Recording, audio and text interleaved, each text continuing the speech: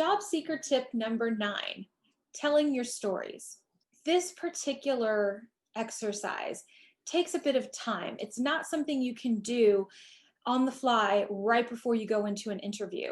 So I encourage you to get a piece of paper, get a pen or a pencil, or if you prefer to use your laptop or your tablet, what have you, but sit and think about your experiences throughout your life.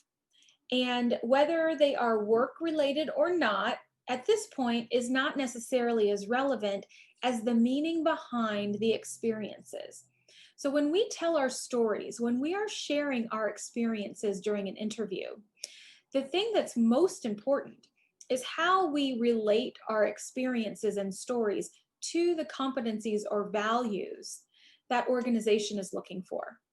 So when I speak with students who are getting ready to enter the job market for the first time, or perhaps someone who hasn't been in the work environment for many years, maybe they chose to be a stay-at-home parent for a while, or folks who are switching careers entirely and they're going into a new field, folks get really nervous about not having relevant experience to share.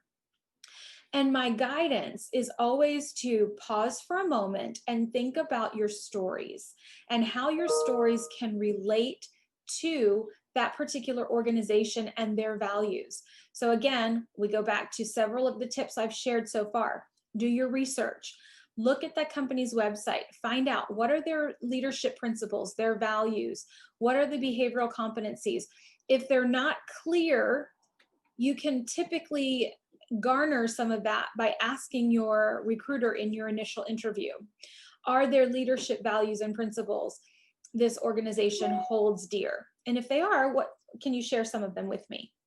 You're looking for things like acts with integrity, communicates clearly and openly, takes ownership, is a strong team player, begins with the end in mind. Those are examples of some values or leadership behaviors that companies might be looking for. So once you get that list of competencies or behaviors, think back through your experiences, whether you were in school or a member of a team, or perhaps in the performing arts with band or chorus or the performing theater group, a dance troupe. Perhaps you were a stay-at-home parent, but you were actively involved with your children's school, or maybe you were involved in some nonprofit activities and volunteerism. Whatever your life and work, personal philanthropic experiences are, they can all be relevant when you frame them and anchor them to these competencies. So I encourage you to sit down and start thinking about some of your favorite stories that you like to share about these different experiences you've had.